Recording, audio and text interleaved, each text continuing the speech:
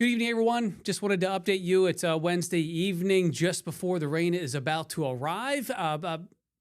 Just a little bit of a fun fact for you. I looked back. The last time we had a 24-hour period of rain that was close to 2 inches of rain was mid-July. So yes, we've had rain since then, and some of us had downpours since then, and some of us had over an inch of rain. But to actually get a 24-hour period of widespread, region-wide soaking rain, that dates back to about mid to early July. So it's been a long time coming to actually see something like this coming into our direction. So we'll talk about some rain and the wind.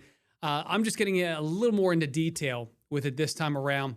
I got a little more time than just the allotted time during the newscast. So if you're concerned about timing of the rain or the timing of the wind for trick or treat, let's talk about it.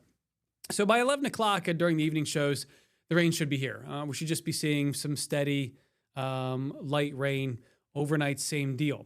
Now, watch what happens heading into Thursday morning. And we're seeing more of this. And I just had a discussion with our weather team.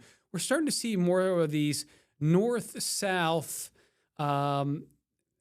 oriented areas of heavy rain. You'll see it lining up again. You see there happening again.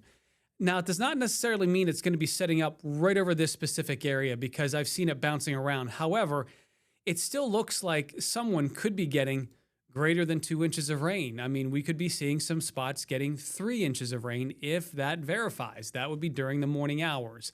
As we head into the evening, we start to see what we call a dry slot. That dry slot could even allow for a few peaks of sunshine, but it's a little deceiving because then the parent low will then be swinging through as we move into then late Thursday evening, Thursday night into Friday.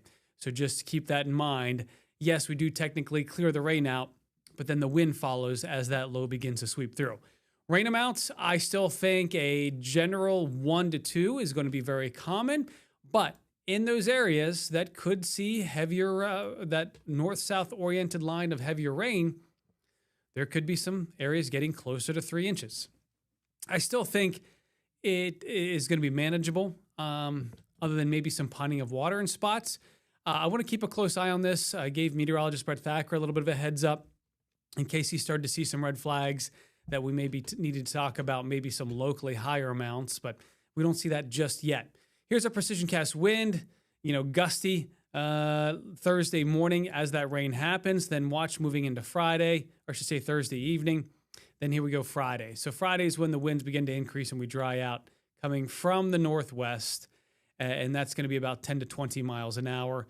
Notice for 6:30. So I want to stop this during the trick or treat time, and we're looking still northwest, 10 to 20 miles an hour, gusting to 40. So if you are one of those in the neighborhoods that like to really go all out and get the decorations out, get things set up in the front lawn or the backyard, keep in mind that wind is going to be a little challenging for you as we go through Friday.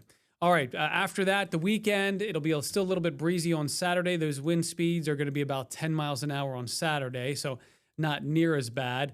But then we are dry. We are dry for the rest of the weekend, and we fall back. So over the next couple of days, certainly quite active. This is the time of the year for that. Meteorologist Brett Thacker will have another update for you heading into Thursday morning.